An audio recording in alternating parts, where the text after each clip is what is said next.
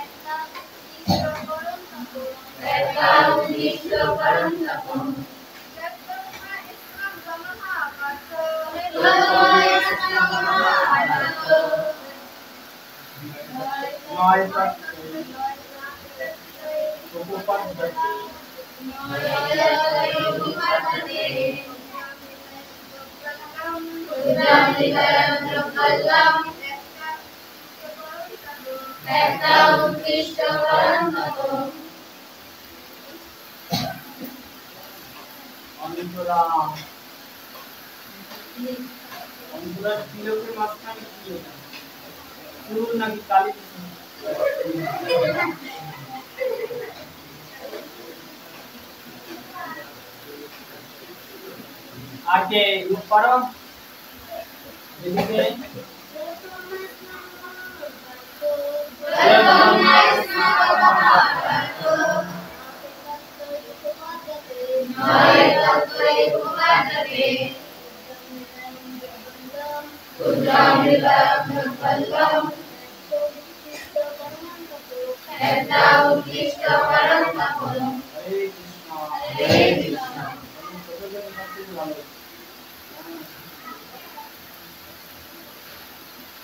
আর সামনে তুমি দেখতে পারো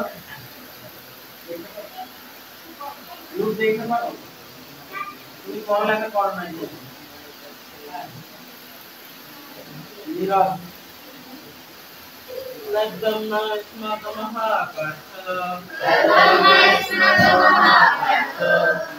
Ikastoi upadati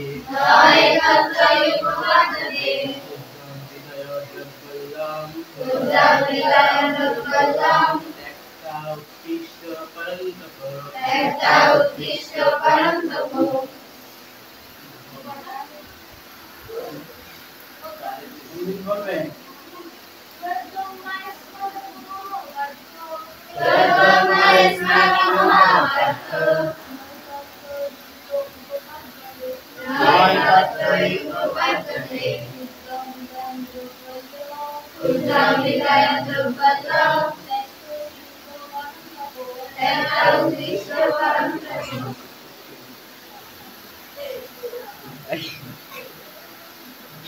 সুন্দর কথা ছেলেরা পিছিয়ে ছেলেদের শাস্তির ব্যবস্থা করে দিল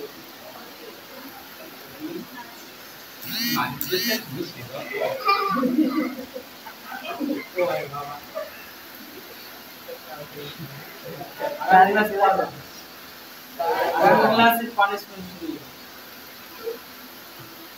কি পানিশমেন্ট জানো কি বলো তো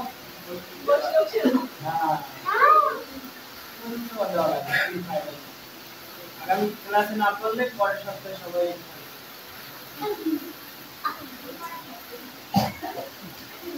ছেলেরা সব জায়গায় বিচার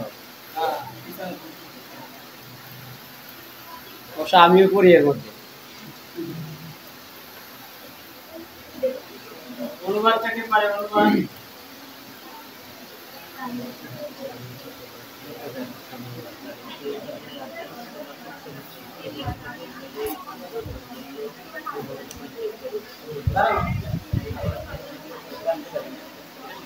বলো জলদি সবাই তোমার সাথে বলো কি বলবা জি কাকা কাকা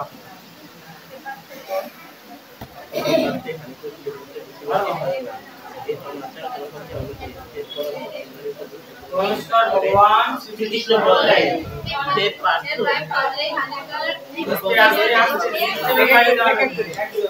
একজন বলবে পিছু সবাই বলবে হ্যাঁ কে বলবে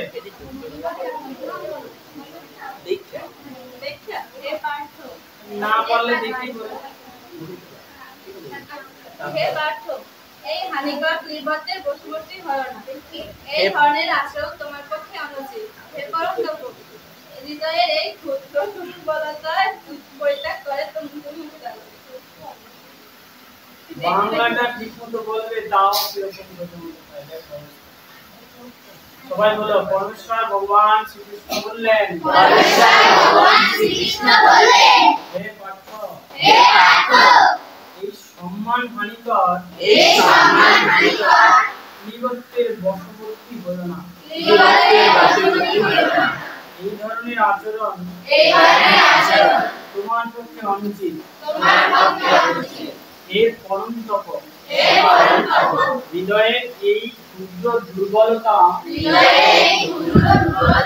পরিত্যাগ করে তুমি উঠে দাঁড়াও কাকে বলছি বলতো অর্জুনকে কারণ অর্জুন কি করছিল সে খুব দুঃখে ভেঙে পড়ছে তাই না যে আমি যুদ্ধ করব না তখন তাকে বলা হচ্ছে যে তুমি ক্লীবত্বের মতো কথা বলছো মানে নপুংসকের মতো কথা বলছো তুমি তো পুরুষ নও হ্যাঁ তুমি ক্লীবলিঙ্গের মতো কথা বলছো এজন্য ক্লীবত্ব বলা হয় তাহলে এটা তোমার জন্য সম্মান হানিকর এটার বশবর্তী হয়ে তুমি এই ধরনের কথা বলো না যেটা তোমার পক্ষে অনুচিত তোমার হৃদয়ের ক্ষুদ্র দুর্বলতাকে থেকে বের হয়ে অর্থাৎ হৃদয়ের দুর্বলতাটাকে পরিত্যাগ করে তুমি উঠে দাঁড়াও এরপর আবার অর্জুন প্রশ্ন করছে কি বলছে দেখি অর্জুন বাচ কথম ভীষ্ম অহং সংখ্যে অহং সংখ্যে দ্রোণং দ্রোণং চ মধুসূদন সুভিহি প্রতিযচ্ছামি উদারভৌ হরিসূদন। অনুবাদ। অর্জুন বললেন, হে হরিসূদন,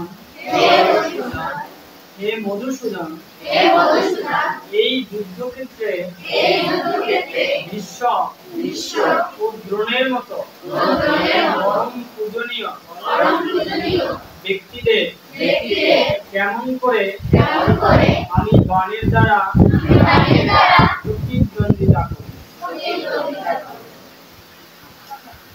হরিসূদন মানে কি বলছি না?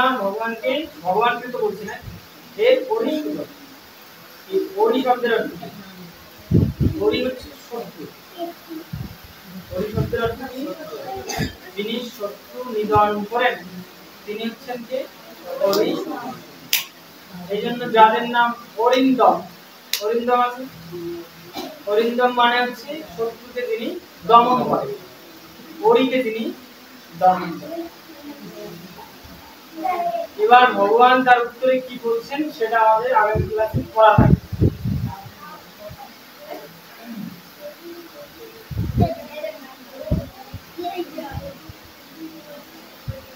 আরো অনেকগুলো প্রশ্ন করছে, আমরা ভগবানের উত্তরে যাই।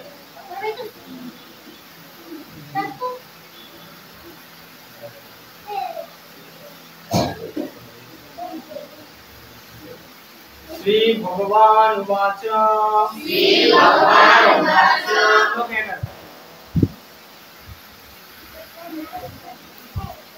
অশোচ্যান অন্নশোচః তমঃ প্রজ্ঞাবাদং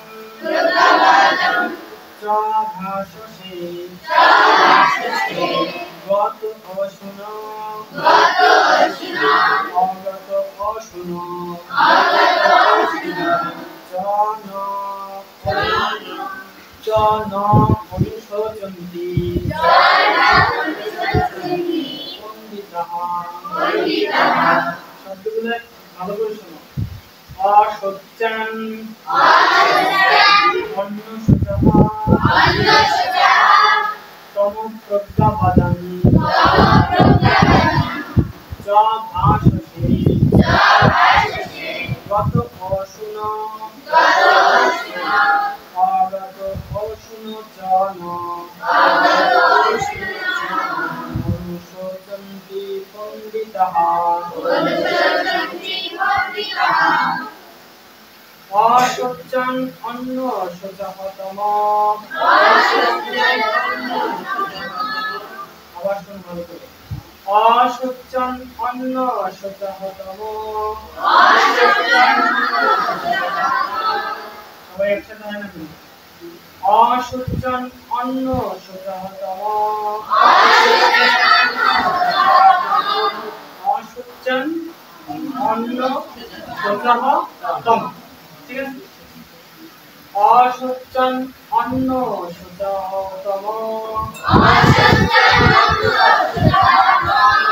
প্রজ্ঞাবাদং চ ভাষসে। প্রজ্ঞাবাদং চ ভাষসে। অশোচ্যান অন্নশোচঃ তম। অথবা তোমরা ওই যে এটা তো ভাঙানো নাকি, আর একসাথেও বলতে পারো। অশোচ্যান অন্নশোচস্তম। অশোচ্যান অন্নশোচস্তম। আরেকটা ভালো, আরেকটা ভালো। অশোচ্যান অন্নশোচস্তম। প্রজ্ঞাবাদং চ ভাষসে। অশোচ্যান অন্ন সজাহতম। তম বলা যাবে না, কারণ তম বলা হলে নিচে অসংখ্যটা থাকতো না, এখানে কিন্তু নিচে অসংখ্য দেওয়া আছে, ঠিক আছে? এই জন্য তমহ বলা যাবে না, তম। অশুচন অন্ন সজাহতম।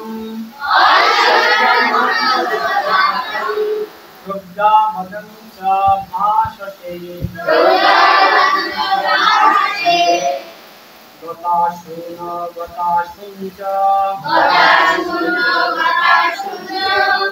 দেখছো আমরা কোনটা বলতেছি দেখো তো, ভাঙানোটা না কিন্তু। গতাশুন গতাশুন চ। নানু শোচন্তি পণ্ডিতাঃ। অনুশোচন্তি পণ্ডিতাঃ। ন অনুশোচন্তি, ন অনুশোচন্তি পণ্ডিতাঃ, ঠিক আছে?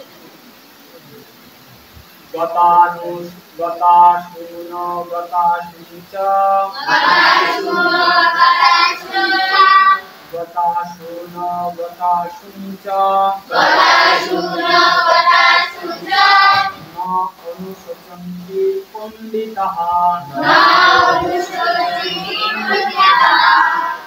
কতগুলা আসছে মনে হচ্ছে? অশুচন অন্ন সজাহতম।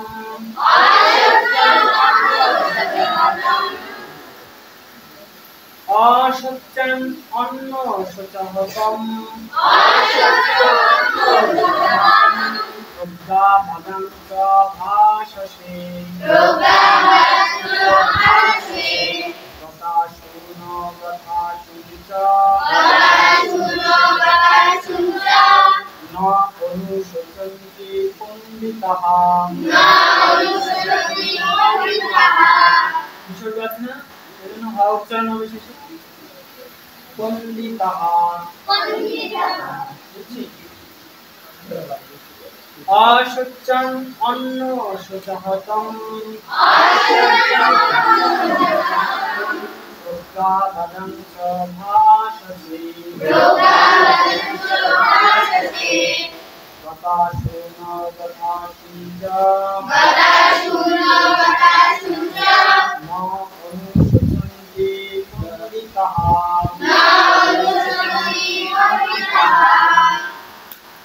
অনুবাদ। পরমেশ্বর ভগবান শ্রীকৃষ্ণ বললেন, তুমি প্রাজ্ঞের মতো কথা বলছো, অথচ যে বিষয়ে শোক করা উচিত নয় সেই বিষয়ে শোক করছো।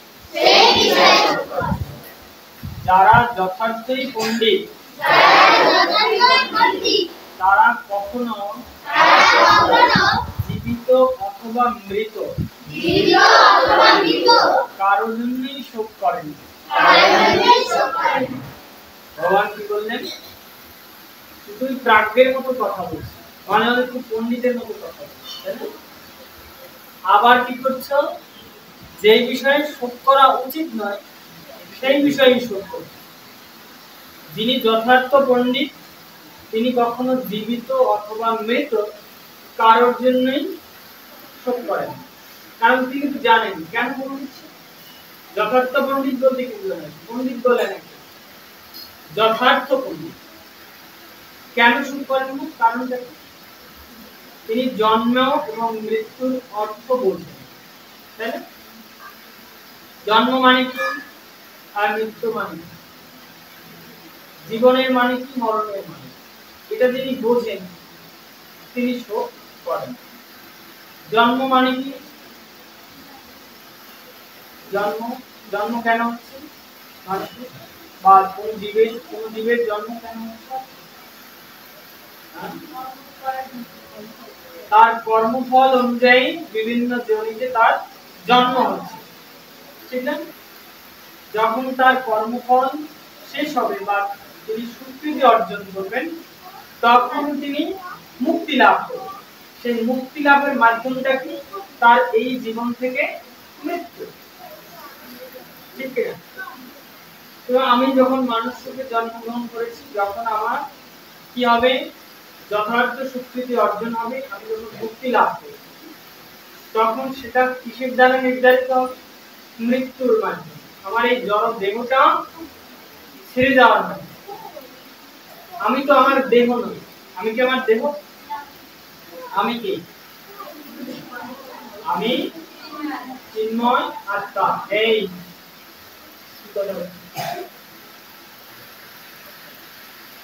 আমি কে? বলতো আমি কে? আমি হচ্ছে কে? চিন্ময়। চিন্ময় মানে অবিনশ্বর, যার কোনো জন্ম মৃত্যু ধ্বংস পরিবর্তন কিছুই নেই। আর আত্মাকে পরমাত্মার অংশ। পরমাত্মাকে পরমেশ্বর ভগবানের অংশ নাকি? পরমেশ্বর ভগবানের ক্ষুদ্রাতি ক্ষুদ্র অংশ হচ্ছে আত্মা। বুঝতে পারছি? তাহলে আমি যদি আমার আত্মা হই, তাহলে আমি আমার দেহকে নিয়ে কি শোক করবো? করবো?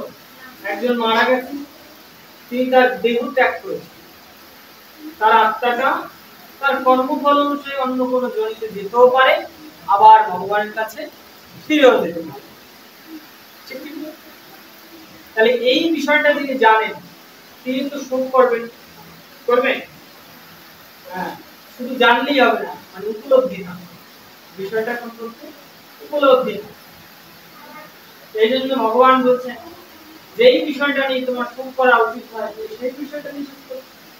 জন্ম মৃত্যু, কেউ দুঃখ পাবে, কেউ কষ্ট পাবে, তিন মাল নেই, হ্যাঁ, এই বিষয় নিয়ে শোক করো।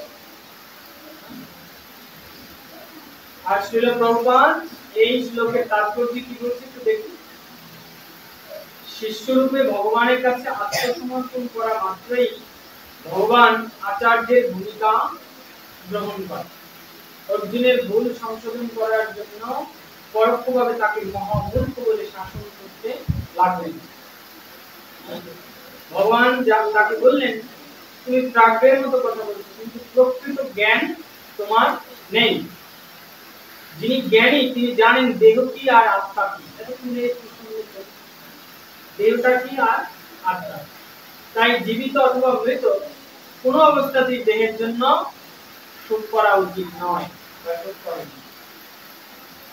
পরবর্তী অধ্যায়ে ব্যাখ্যা করা হয়েছে, প্রকৃত জ্ঞান হচ্ছে সেই জ্ঞান যার জড়দেহ এবং চেতন আত্মার মধ্যে পার্থক্য নিরূপণ করে। পরম নিয়ন্ত্রক ভগবানের সঙ্গে আমাদের নিত্য সম্পর্কের কথা মনে করিয়ে দেয়।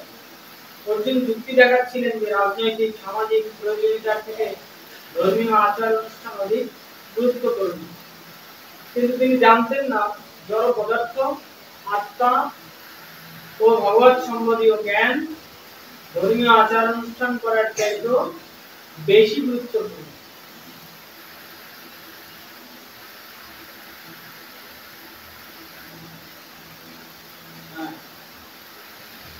তাহলে ভগবান অর্জুনকে কি বোঝাচ্ছিলেন?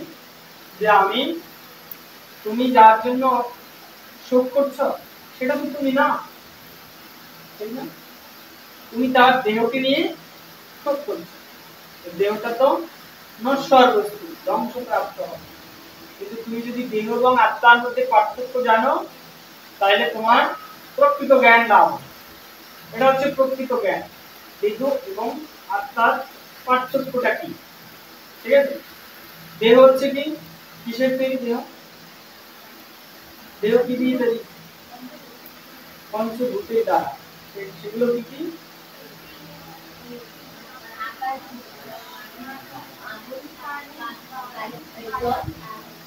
বায়ু, পৃথিবী, হওয়া, তেজ, মরুদ, ভোগ। এই পাঁচটা তত্ত্ব দিয়ে দেহ তৈরি। আরো পাঁচটা, আরো আছে, আর কি আছে? আরো তিনটে আছে না? কি কি? সূক্ষ্ম সূক্ষ্ম সূক্ষ্ম দেহ, এটা হচ্ছে স্থূল দেহ। পাঁচটা দিয়ে কি তৈরি হয়? স্থূল দেহ। আর সূক্ষ্ম দেহ কি দিয়ে তৈরি হয়? মন, বুদ্ধি, অহংকার। মন, বুদ্ধি, এই তিনটা বস্তু দিয়ে সূক্ষ্ম দেহ তৈরি। এখন এই দেহটা তো ধ্বংসপ্রাপ্ত হয়েছে, আর ধ্বংসপ্রাপ্ত কোথায় চলে যায়? আবার যা দিয়ে তৈরি হচ্ছে সেখানেই ফিরে যায়। কিভাবে? মৃত্যুর পরে আমরা সৎকার করি, সৎকার করার ফলে কি হচ্ছে? আবার সেই মাটিতে চলে যাচ্ছে। কৃতি, মাটি দিয়ে তৈরি হচ্ছে। কি কি বাংলায় বলি? মাটি, অপ মানে কি? জল। কৃতি, অপ, অপ মানে হচ্ছে জল। তেজ, আগুন। মরুদ, মারুতি কার নাম? মারুতি হনুমান। কেন মারুতি? মরুতের পুত্র তাই, মরুতের পুত্র মারুতি। জনকের কন্যা জানকী। দশরথ পুত্র দশরথী। রামকে কি বলা হয়? দশরথী বলা হয় বা দাশরথী বলা হয়। হ্যাঁ, বুঝতে পারি? আগেকার নামগুলো এখন ছিল। তাইলে মরুতের পুত্র, তাই সে মারুতি। তাহলে মরুতকে পবন বা বায়ু। বুঝতে পারছি? মরুত মানে কি? বায়ু। আর কি? বম মানে আকাশ। এখন মৃত্যুর পরে আবার দেখো সৎকারের সময় এই পাঁচটা বস্তুতেই দেহটা লীন হয়ে যাচ্ছে। আগুনে চলে যাচ্ছে কিছু, নাকি মাটিতে চলে যাচ্ছে, বায়ুতে চলে যাচ্ছে, আকাশে চলে যাচ্ছে, জলে চলে যাচ্ছে। আর এই জন্যই এই সৎকার প্রথা। অনেকে জিজ্ঞাসা করে, যখন তোমরা সৎকার করছো, আগুনে পুড়াই দিচ্ছ, এটার ভিত্তি কি, ব্যাখ্যা কি? কিন্তু আমরা বলতে পারি। বুঝতে পারলাম কেন সৎকার করা হয়? আরো দিন ভুলে গেছে। তাহলে আমাদের দেহটা যা দিয়ে তৈরি, আবার তা দিয়ে। তাহলে এটা গেল স্থূল দেহ। কিন্তু আত্মা কি দিয়ে তৈরি? আত্মা কি দিয়ে? আত্মাকে একটু বলছিলাম ভগবানের ক্ষুদ্রাদি পুত্র। আর ভগবান কি দিয়ে তৈরি? ভগবানের দেহটা কেন? সব ভুলে গেছে। সব শ্লোকটা বলতে পারো? কোন শ্লোকে বলা আছে এটা? ঈশ্বর পরম কৃষ্ণ সচ্চিদানন্দ বিগ্রহ অনাদি আদি গোবিন্দ সর্বকারণ কারণ। কে বলছে কথাটা? এই কথাটা কে বলছে? ব্রহ্মা বলছে। স্বয়ং ব্রহ্মা বলছেন ঈশ্বরকে ঈশ্বর পরম কৃষ্ণ। ব্রহ্মা বলছেন ভগবানকে।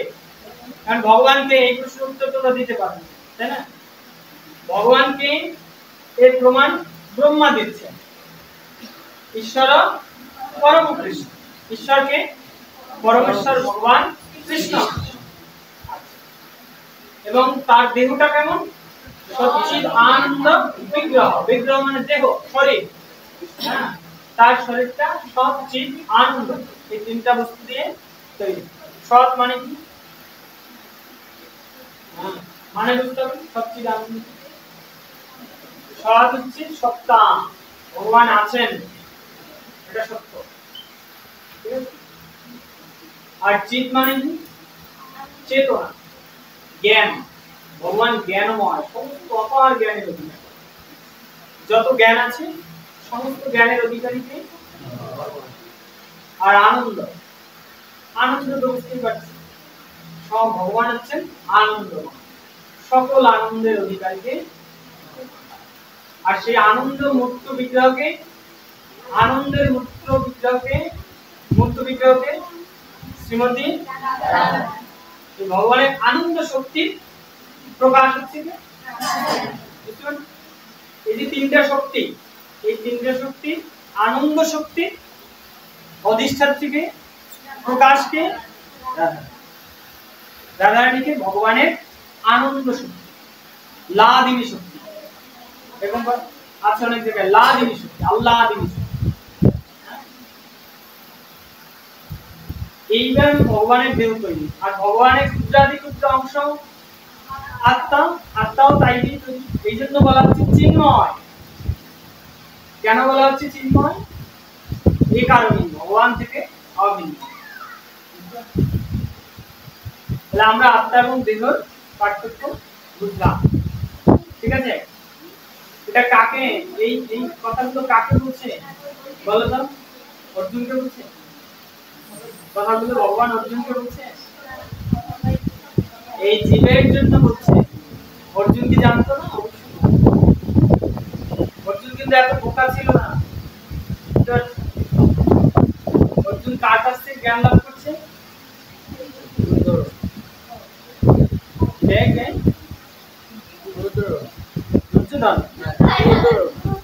গুরুদ্রোণ অস্ত্রবিদ্যা শিখছে, কিন্তু অন্যান্য শাস্ত্র জ্ঞান কার কাছ থেকে শিখছে? পিতামহ ভীষ্মের কাছ থেকে। এবং তার কাকা কে ছিল? মন্ত্রী বিদুর। বিদুর এবং ভীষ্মের কাছ থেকে শাস্ত্র জ্ঞান শিখেছে, ঠিক আছে? আর অস্ত্রবিদ্যা শিখছে দ্রোণাচার্য।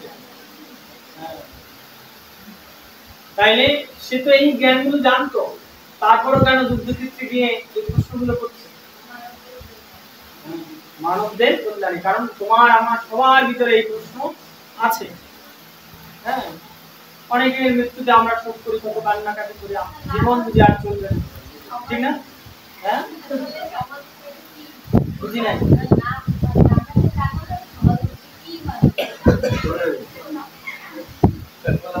সেটাই, সেটা বলবে না যখন তুমি সেই জ্ঞানের পরিচয় দিতে পারবে। মানে কান্নাকাটি না করাটাই যে একদম ফলাফল। কান্নাকাটি না করতে বলা হচ্ছে এটা না, মানে অত্যাধিক শোক করা, অতিরিক্ত শোক করা, হ্যাঁ, এটাকে বলা হয় জীবন সারখার হয়ে যাচ্ছে। এমন হয় না শোকে? হয় না? একজনের শোকে আরেকজন প্রাণ দিয়ে দিচ্ছে, এরকম হয় না? এটা না, মানে সাময়িক শোক তো ওটা হবে। এটা জগৎই ব্যাপার, মায়ায় আবদ্ধ। মায়া থেকে। আচ্ছা, আমাদের আগত সামনে কি দুর্গোৎসব, দুর্গা দেবী নিয়ে একটু আলোচনা করি। দুর্গা দেবী কে? বলতে পারো? একটু আগে বললাম, একটু আগে বলছি মায়া দেবী। দুর্গার অপর নাম কি? মহামায়া, ঠিক না? দুর্গা কেন নাম হলো?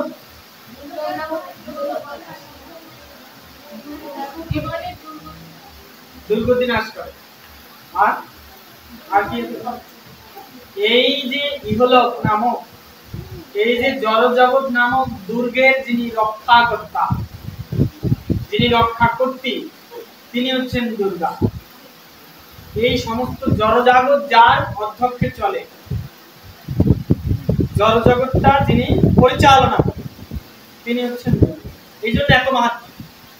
কেন দুর্গা দেবীর এত মাহাত্ম্য? বুঝলেন? জড়জগৎ, জড়জগৎ বলতে কোনটা কোন জানেন?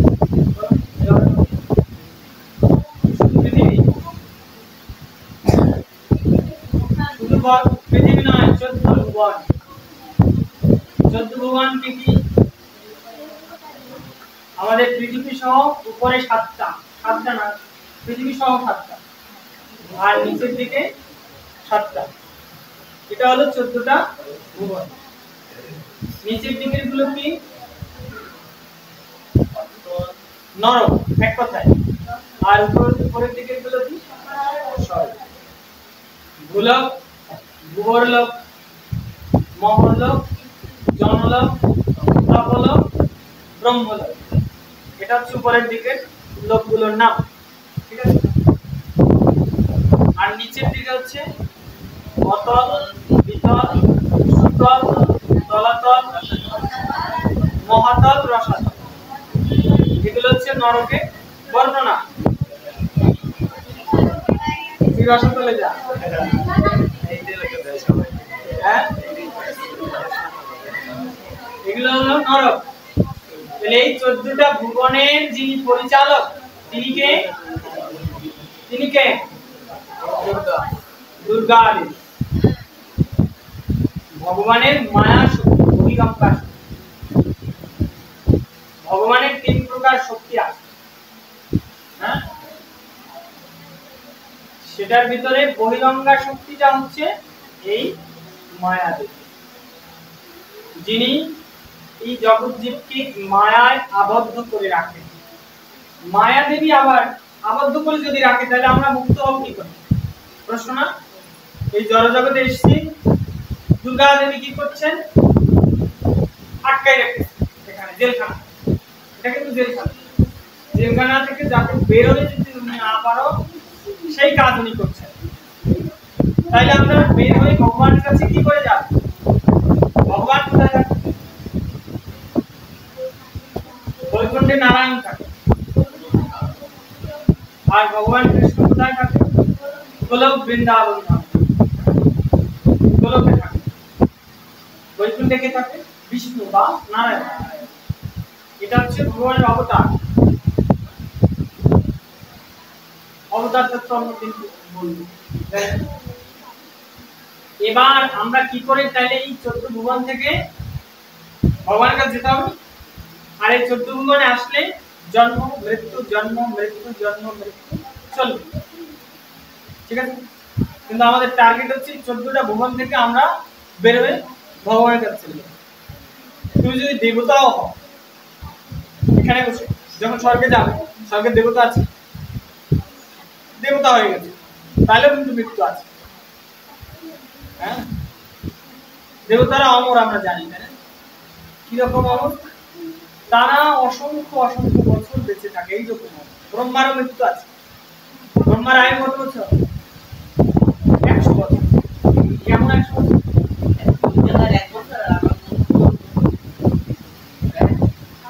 ব্রহ্মার একদিনের হিসাব করা হয়। একদিনে কি হয়? 1000 দিব্যযুগ হয়। 1000 দিব্যযুগ। তাহলে এক দিব্যযুগ মানে কি? সত্য, ত্রেতা, দ্বাপর, কলি। এটা একবার ঘুরে আসলে একটা দিব্যযুগ হবে। এরকম 1000 দিব্যযুগ হলে ব্রহ্মার একদিন।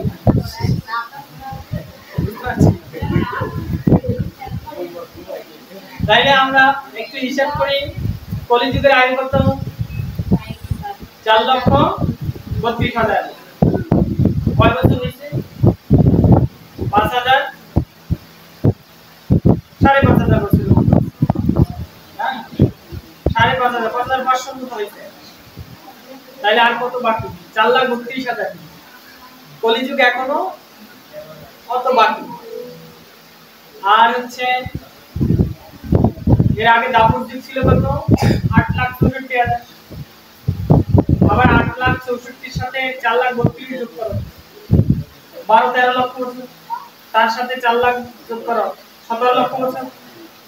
এইরকম ছিল সত্যযুগের আয়ু। এই সব মিলে হচ্ছে একটা দিব্যযুগ। এরকম 1000 দিব্যযুগে হয় একদিন। ব্রহ্মার একদিন। এবার ব্রহ্মার আবার একটা রাত। ব্রহ্মার দিনে এই ভুবন প্রকাশিত হয়, এই যে 14 ভুবন বা এই যে জগৎ প্রকট হয়, আর রাতে ধ্বংসপ্রাপ্ত হয়। বুঝতে পারছি? ব্রহ্মার দিনের সময় প্রকট হয়, আর ব্রহ্মার রাতে ধ্বংস হয়ে যায়। আবার ব্রহ্মার দিন আসে, আবার সৃষ্টি, আবার রাত আসে, আবার ধ্বংস। এভাবে চলে। বুঝতে পারছি? ব্রহ্মার আয়ু কত বছর হয়েছে সেটারও হিসাব আছে। এই মুহূর্তে আমার জানা আছে, হিসাব আছে। আমাদের ব্রহ্মা মানে আমাদের ব্রহ্মা, ব্রহ্মা তো একজন না। ব্রহ্মা কতজন? লক্ষ কোটি ব্রহ্মা আছে আমাদের। আমরা যে ব্রহ্মার আন্ডারে আছি, ব্রহ্মাণ্ড বলা হয়। এই জন্য কি বলা হয়? ব্রহ্মাণ্ড। ব্রহ্মার অণ্ড অর্থাৎ ব্রহ্মাণ্ড, ব্রহ্মার ডিম। বুঝতে পারছি? তাহলে ব্রহ্মাণ্ড, এই ব্রহ্মাণ্ডের যিনি ব্রহ্মা তিনি হচ্ছেন চতুর্মুখী ব্রহ্মা। এখন শতমুখী ব্রহ্মা আছে, পঞ্চমুখী ব্রহ্মা আছে, হ্যাঁ, দশমুখী ব্রহ্মা আছে, বিভিন্ন ব্রহ্মাণ্ডে বিভিন্ন রকম ব্রহ্মা আছে। এই যে ব্যাখ্যা, এটাকে মনে হচ্ছে গালগপ্প, তাই না? মনে হচ্ছে না কেমন? এবার বিজ্ঞানে আসে, সায়েন্স দিয়ে ব্যাখ্যাটা বুঝাই দিই। সায়েন্স কি বলা হচ্ছে? মহাকাশ সম্পর্ক। বিজ্ঞান কি বলছে? মহাকাশ। আর বিজ্ঞানের ছাত্রছাত্রী কি আছে? বলো মহাকাশ কি? মহাবিশ্ব কি? এই তো অনেক বিজ্ঞানী ছাত্রী, বলো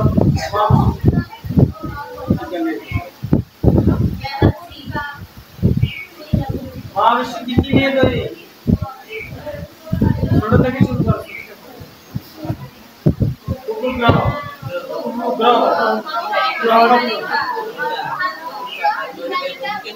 গ্যালাক্সি, সাইবার, এই সব কিছু নিয়ে মহাবিশ্ব। তাহলে কতটা আমরা আমাদেরটা ধরি, আমরা 7 ভুবনে আছি, তাই না? কিরকম? আমরা সূর্য নক্ষত্রের ছেলে মেয়ে। সূর্য হচ্ছে নক্ষত্র, তার 8টা ছেলে, ঠিক না? 8টা কি গ্রহ? 8টা গ্রহ না? সূর্যের 8টা ছেলে। এখন এই যে গ্রহ, অর্থাৎ 8টা লোক হয়ে গেল, বুঝতে পারছো? 8টা লোক হলো কিনা? একটা হচ্ছে তার ভিতরে পৃথিবী, এটা পৃথিবী লোক, ভূলোক। এখন আমি যদি মঙ্গল গ্রহে যাই, তাও তো এরকম পৃথিবী বা পৃথিবীর চেয়ে অনেক গুণ বড় মঙ্গল, ঠিক না? হ্যাঁ, মঙ্গল অনেক বড়। বৃহস্পতি সবচেয়ে বড়, হ্যাঁ, শনি। এবার শুক্রে যাও, বুধে যাও, এক একটা পৃথিবী না? এক একটা পৃথিবী না? এখন সেই পৃথিবীর একজন ব্রহ্মা থাকা সম্ভব? তুমি তো জানো না, জানো কোন গ্রহের কথা জানো? এই পৃথিবীর একটা সন্তান আছে চাঁদ, তাই তো জানি না কি আছে না উপগ্রহে, ঠিক না? কিছু জানি কোথায় কি আছে চাঁদে? ওই 2-4 জন বিজ্ঞানীরা এসে বলে, তাই বিশ্বাস করি।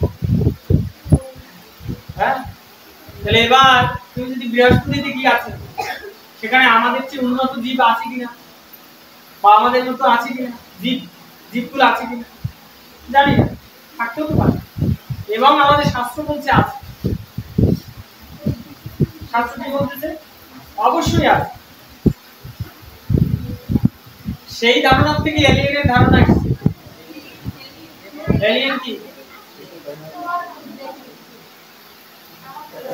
মানে অলৌকিক, আমাদের চেয়ে অনেক বুদ্ধিমত্তা সম্পন্ন প্রাণী, যারা ভিন গ্রহের প্রাণী, তাদের কি এলিয়েন বলা, ঠিক না? যারা অন্য গ্রহের প্রাণী, कोई मिल गया দেখা নাই, कोई मिल गया দেখছ মুভি?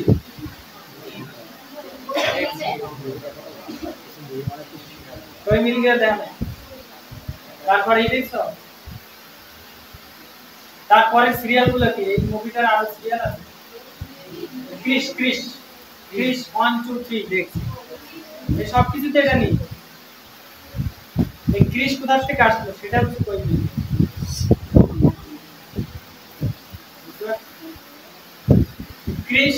ক্রিশের ব্যাপারটা কি? কোথা থেকে এই শক্তিগুলো পেল? ক্রিশ তার বাবার কাছ থেকে পাইছে না? তার বাবার বোন মেরুটাকে নিয়ে আটকে রাখলো কাল, মহাকাল। সেই বাবার নাম কি ছিল? সে ওই কই মিল গায়ে এই এলিয়েন থেকে শক্তি পেয়েছিল, এলিয়েনের দেখা পেয়েছিল, আর এলিয়েনের কাছ থেকে সেই শক্তি সঞ্চয় করেছিল। এটা দেখানো হয়েছে ওখানে কিভাবে কি হয়, এবং সেই শক্তি দুইটা কাজে ব্যবহার হয়। ক্রিশ হচ্ছে ওই ওর বাবার বোন মেরুটাকে নিয়ে আটকে নিয়ে কালকে তৈরি করলো, মহাকাল। সে হচ্ছে অসুর, হ্যাঁ, আর ক্রিশ হচ্ছে সৎপথের লোক। এটা দেখানো হয়েছে। এখন এই যে শক্তি, অলৌকিক শক্তি, এটা এই এলিয়েন থেকে পাওয়া। তাহলে এই যে এলিয়েনের ধারণা যদি থাকে, তাহলে আমরা কেন আমাদের শাস্ত্রের কথা বিশ্বাস করতে থাকতে পারে? অন্যান্য ব্রহ্মাণ্ড আছে, এটা শুধু একটা নক্ষত্র নিয়ে কথা হচ্ছে, অনলি ফর সান, সূর্য। সূর্যের মতো লক্ষ কোটি নক্ষত্র নিয়ে সূর্যের ছায়াপথটা তৈরি।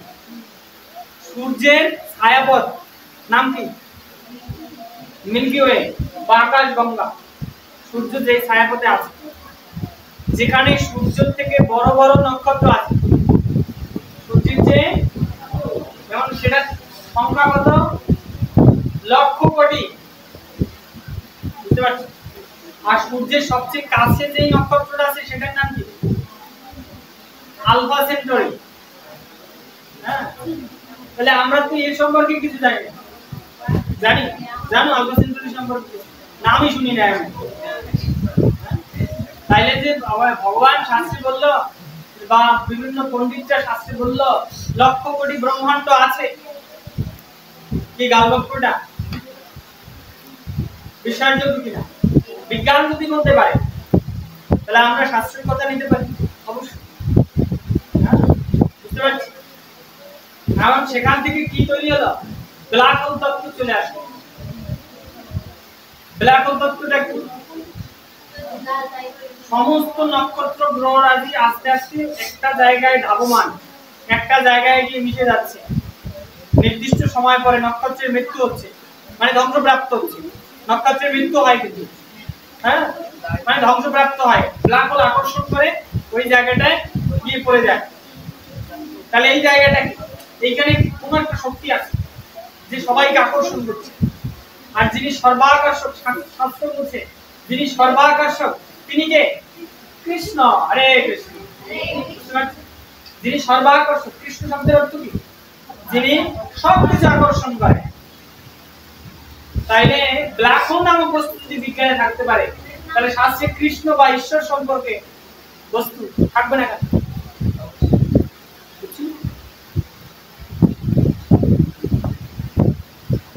মানে ধর্ম হচ্ছে অ্যাজ ইট ইজ সায়েন্স, যথাযথ বিজ্ঞান। সনাতন ধর্ম অ্যাজ ইট ইজ সায়েন্স, বিজ্ঞানের বাইরে কিছু। বুঝতে পারছি? সনাতন ধর্মের জ্ঞান বিজ্ঞান সম্মত। এইবার দেখো বিজ্ঞানীদের কথাই বলি। বিজ্ঞানীরা কি বলছে? যে পৃথিবীর সবচেয়ে ছোট ছোট কণাগুলো কি? সবচেয়ে ছোট কণা কি? Electron, proton, neutron. এই বিজ্ঞানের ছাত্রই উত্তর দিতে পারে না। বাণিজ্য, এগুলো তো ছোট কণা নাকি? এর চেয়ে কিছু আছে? আরো কিছু অস্থায়ী কণা আছে, এটা হলো স্থায়ী কণা।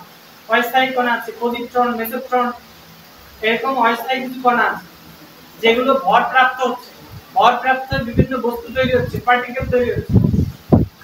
এখন এই বিজ্ঞান বলছে সমস্ত পার্টিকেল কোথা থেকে আসছে? হিগস বোসন কণা থেকে। নামটা কি?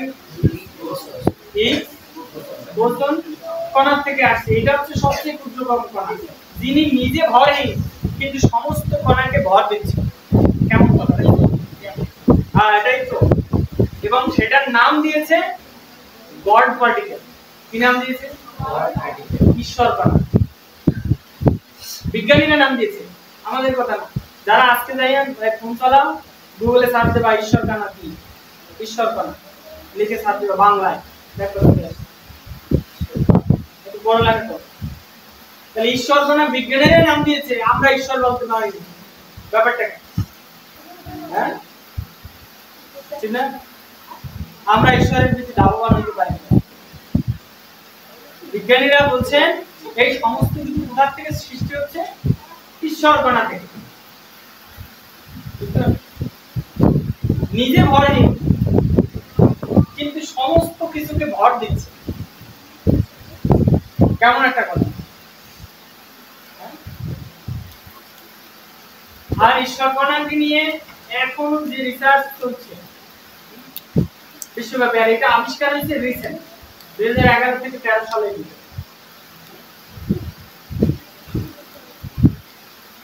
ব্ল্যাক হোল থিওরি যদি সত্য হয় তাহলে অবশ্যই কৃষ্ণ নামক বস্তুটা সত্য। বুঝতে পারছি? যদি মহাবিশ্বের ওরা বলতে পারে এখানে একটা জায়গা আছে যে কেন হিগস বোসন কণাকে ঈশ্বর কণা বলা? বলছে প্রকৃতিতে, প্রকৃতি। আমি একজন নাস্তিককে এভাবে প্রশ্ন করছি, বিজ্ঞানী, তিনি বলছেন বিজ্ঞান, বিজ্ঞান কি নিয়ে চর্চা করে? বিজ্ঞান কি নিয়ে চর্চা? প্রকৃতি নিয়ে চর্চা করে, প্রকৃতি নিয়ে চর্চা করে হচ্ছে বিজ্ঞান, ঠিক না? প্রকৃতিতে যা কিছু আছে এইটার রহস্য উদ্ঘাটন করতে বিজ্ঞান সবসময় ব্যস্ত। এই প্রকৃতির রহস্যটা কি? তা আমি বললাম যে প্রকৃতি নিয়ে যখন বিজ্ঞান চর্চা করছে তাহলে প্রকৃতিটার আবিষ্কারক কে? প্রশ্ন না? এই প্রকৃতি কিভাবে সৃষ্টি হলো? সবকিছু প্রকৃতি, প্রকৃতি ন্যাচার বাই ন্যাচার। হ্যাঁ, হরে কৃষ্ণ। প্রকৃতিটা কিভাবে সৃষ্টি হলো? আর সৃষ্টিকর্তা কে? এটার প্রমাণ নাই, তাই আমি বিশ্বাস করি এরকম কথা। তো যা কিছু আমার সামনে প্রমাণ আছে আমি সেটাই বিশ্বাস করি। আরে প্রকৃতির যেহেতু প্রমাণ নাই, তোমার পিছনে তো খুঁজতে হবে এটা এমনি এমনি তো সৃষ্টি হয়, এমনি এমনি সৃষ্টি হয়। একটা গল্প বলছিলাম না, মনে আছে গল্প? সৌর মডেলের গল্প। একবার বিজ্ঞানী বেড়াতে গিয়েছে, হ্যাঁ, তার অ্যাসিস্ট্যান্টকে নিয়ে ছুটিতে বেড়াতে গেছে নাকি, তো সে লুকিয়ে এসে পরীক্ষাগারে একটা সৌর মডেল তৈরি করছে। কারণ ওই তার অ্যাসিস্ট্যান্ট বিশ্বাস করতো না ভগবান বলে কিছু আছে, ঈশ্বর বলে কিছু হয়, এটা বিশ্বাস করতো না। তো বিজ্ঞানী কি করছে, স্ত্রীকে নিয়ে বেড়াতে গেছে। বেড়াতে যাওয়ার পরে গোপনে এসে কাউকে না জানিয়ে তার পরীক্ষাগারে একটা সুন্দর সৌর মডেল তৈরি করে রেখে আবার চলে গেছে। এখন কিন্তু অনেক দিন পর অফিস করছে, ছুটির পরে আয়সা ওই অ্যাসিস্ট্যান্ট বলছে, বাহ এত সুন্দর একটা সৌর মডেল কি করে তৈরি হলো, কে বানালো? ও অনুষ্ঠান ঘুরে গেছে। তখন স্যার বলল, স্যার এইটা কে বানালো? আমি তো জানি, আমি তো ছুটিতে ছিলাম, আমি তো জানি। যাকে জিজ্ঞেস করছে বলে জানি। তখন স্যার শেষে বলছে, তাইলে হয়তো এমনি এমনি তৈরি হয়েছে। কেউ যখন তৈরি হয় না, তৈরি করে তাহলে এটা এমনি এমনি তৈরি না। স্যার এটা কি বলতেছেন, এটা সম্ভব? আপনি একজন বিজ্ঞানী, আমি একজন বিজ্ঞানী, এটা আপনি এই কথা বলতে পারলেন এমনি এমনি এমনি তৈরি হয়?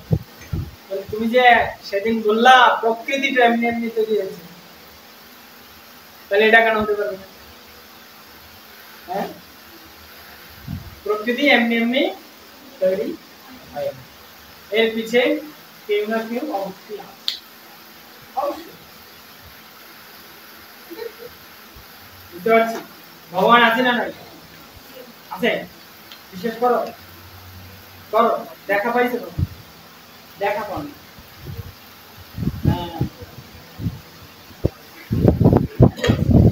তাইলে এই যে পৃথিবী, পৃথিবী নামক যে দুর্গ, এই দুর্গের রক্ষককে দুর্গা দেবী।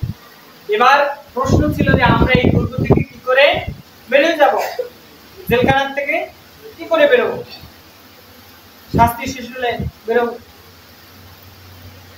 এই জন্য দুর্গা দেবী কি বলছেন, আমি শুধু না, আমি শুধু মহামায়া না, আমার আরেকটা বোন আছে। সেই বোনটার নাম কি? যোগমায়া। সেই বোনটার নাম কি? যোগমায়া। মায়া দুই ধরনের, কি হয়? মহামায়া, যোগমায়া। ঠিক আছে?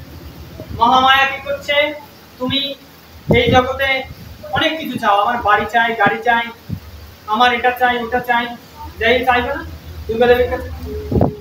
যা দেবী সর্বভূতেষু মাতৃরূপেণ সংস্থিতা নমস্তেস্যৈ নমস্তেস্যৈ নমো নমঃ। যা দেবী ভাজ্যাং দেহি পুত্রাং দেহি, ভাজ্যাং দেহি মানে সুন্দরী স্ত্রী চাইলেও সেখানে পাওয়া যাবে। হ্যাঁ, পুত্রাং দেহি, পুত্র পাওয়া যাবে। অঞ্জলি তো দাও না, তাই জন্য এই মন্ত্র সম্পর্কে জ্ঞান নেই। অঞ্জলি যখন দেয় এই মন্ত্রগুলো পড়া হয়। হ্যাঁ, যশ দেহি, ধন দেহি, হ্যাঁ, যশ দাও, ধন দাও, সম্পদ দাও, সবকিছু দাও। হ্যাঁ, এটা বলা হয় ওখানে। তাইলে এগুলো দেবে না? এগুলো চাইলে দেবে না? অবশ্যই দেবে। কেন দেবে? তুমি তার কাছে চাইতেছো, সে দেবে না? আর এগুলো পেলে কি হবে? এই তো মায়াই থাকবা, ভোগ বিলাসে ব্যস্ত নাকি? আর যদি তুমি যাই না মায়ের কাছে বলো, মা ন ধনম ন জনম ন সুন্দরী কবিতাম বা জগদীশ কাম, আমি ধন চাই না, জন চাই না, সুন্দরী স্ত্রীও চাই না, কি চাই? মম জন্মনি জন্মনীশ্বরে ভগবৎ ভক্তি অহৈতুক, আমি জন্মে জন্মে যেন ভগবৎ ভক্তি লাভ করি। হরে কৃষ্ণ। হে কৃষ্ণ। আমি যতবারই জন্মে আসি ততবারই যেন ভগবৎ ভক্তি লাভ করি। বিখ্যাত শ্লোক, কার শ্লোক এটা? চৈতন্য মহাপ্রভু বলেছেন, ন ধনম ন জনম ন সুন্দরী বা জগদীশ কাম, মম জন্মনি জন্মনীশ্বরে ভগবৎ ভক্তি অহৈতুকীতে, আমি অহৈতুকী ভক্তি চাই। অহৈতুকী ভক্তি, ভক্তিও দুই ধরনের হয়, একটা হেতু আছে আর একটা হেতু নাই। হেতু মানে কারণ, মানে ভক্তির পিছনে কোনো একটা কারণ আছে, আমি কিছু চাই। আর ভক্তিটা করতে হবে কেমনে? অহৈতুকী, কোনো চাওয়া পাওয়া ব্যতিরেকে, ভগবান আমি তোমাকে ভালোবাসি, এটাই আমার চাওয়া, আর কোনো চাওয়া নেই। এটা যদি তুমি মায়ের কাছে চাও, তাহলে মা বলছে আমার ওই যে বোন যোগমায়া, আমি যোগমায়া রূপে তোমাকে অবশ্যই সেই ভক্তি দান করব।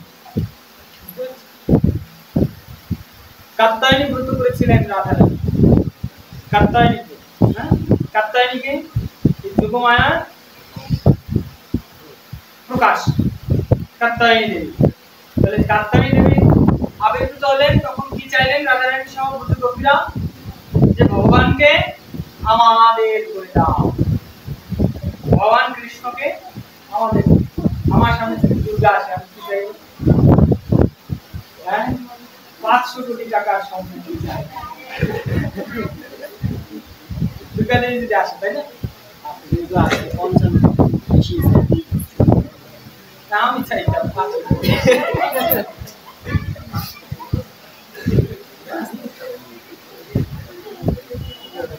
বুঝতে পারছি? আর বুদ্ধগোপুরে কি চাইলেন? সামনে চলে আসছে, কাত্যায়নী দেবী সামনে আবির্ভূত হয়েছে। হ্যাঁ, আর বুদ্ধগোপুরে কি চাইলেন? যে হে দেবী মা, আমি তোমার ব্রত এজন্যই করেছি যাতে ভগবান কৃষ্ণকে আমরা আমার করে পেতে পারি। সেই জন্যই রাসলীলার সময় ভগবান এই ব্রজগোপীদেরকে সঙ্গ দিয়েছেন। কত বছর বয়স তখন ভগবান কৃষ্ণের? কত বছর বয়স? মাত্র 8 বছর বয়স, 7 কি 8 বছর। 8 বছর বয়সে রাসলীলা করেছেন। ভগবানের কাছে, মা যশোদার কাছে কৃষ্ণের নালিশ দিয়েছে না? সব নালিশ দিয়েছে। আমার গদি চুরি করে খাইছে, আমার বাড়ি এটা ভাঙা আছে, আমার বাড়ি এই করছে সেই করছে, তোমার গোপাল এটা করেছে। এই নালিশ দিতে না বুঝতে গিয়া কেন দেখো দা গোপাল ঠিক ঠিক, কারণ রাজার বাড়ি তো সবসময় যাওয়ার কোনো সুযোগ নাই। ওই এলাকার রাজা ছিল না নন্দ রাজা, তো নালিশ দিয়ে গেলে একটু যাওয়া যায়, যে নালিশ দিয়ে আসছি তোমার ছেলে এটা করেছে। এই জন্য এইবার এই যে মায়ের কাছে যাবে নাকি প্রণাম করো ঠিকঠাক মতো। দেবদেবীকে কোন পাশে রেখে প্রণাম করতে হয়? ডান পাশে। ডান পাশে, ডান পাশে, হাতের ডান পাশে রেখে দেবদেবীকে প্রণাম করতে হয়, হাতের ডান। আর ভগবানকে বামে। বাম পাশে কেন? স্থূল শরীরে আমরা মনে করি যে বাম পাশে হার্ট আছে নাকি, ওই হার্টের কাছে ভগবানকে রাখতে চাই, ঠিক আছে? তাহলে মায়ের কাছে ভগবান ভক্তি চাই যাতে আমরা মুক্তি লাভ করতে পারি। যে মা, এই যে জন্ম মৃত্যুর জরা ব্যাধি, জন্ম মৃত্যুর চক্রে আর থাকতে চাই না, এটার থেকে মুক্তি দাও, সোজা কথা। আর যেন জন্ম না হয়, একটা কথাই বলি, বেশি কিছু না হয়, ভগবান যেন আর জন্ম না হয় এই এই পৃথিবীতে, এটাই যেন শেষ নাকি মা, এটাই যেন আমার শেষ জন্ম, না হয় আবার যদি গাছ হয়ে আসি, আবার যদি কৃমিকীট হয়ে আসি, কতবার আবার আবার ঘুরতে ঘুরতে ঘুরতে ঘুরতে মানুষ হয়ে যায়। কোন বৈষ্ণবের কৃপায় কয়ভাবে উদ্ধার হওয়া যায় জানো? একটা হচ্ছে সুকৃতির মাধ্যমে, নিজের সাধনা করে সুকৃতি লাভ করে ভগবানের কাছে চলে যাওয়া। আর একটা হচ্ছে কিচ্ছু করার দরকার নাই, কোনো কিছু করার দরকার নাই। যদি কোনো শুদ্ধ বৈষ্ণব কৃপা করে, আশীর্বাদ করে, তাহলে ওই বৈষ্ণবের আশীর্বাদে ভগবান ধাম চলে যাবে। তাহলে আমাদের যে মা, এটা তো বৈষ্ণবী, পরম বৈষ্ণব, এর কাছে বলি দেওয়া যায়। বৈষ্ণবরা কি মাংস খায়? বলি যায় না, পাঠা বলি যায় না। আমাদের এখানে হয়, এখানে হয় না, কিছু কিছু জায়গায় হয়। মা সন্তানের রক্তে তুষ্ট হয়, মায়ের সন্তান না আমরা, মা কখনো সন্তানের রক্ত চায়? স্বাভাবিক অর্থ। কালী পূজায় বলে দিচ্ছি, হ্যাঁ,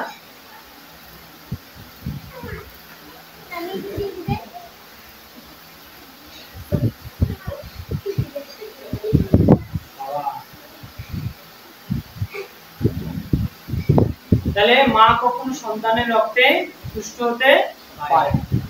এটা হচ্ছে পরম বৈষ্ণব।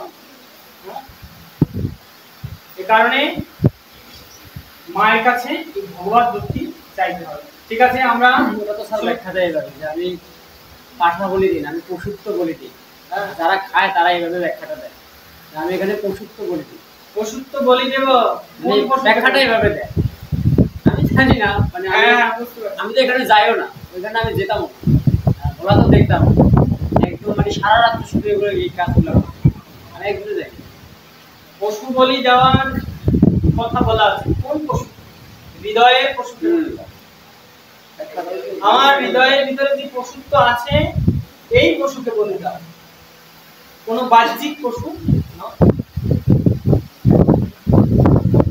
ঠিক আছে, শ্লোকটা আর কয়েকবার পড়ি, তারপর আজকে ক্লাস শেষ করব।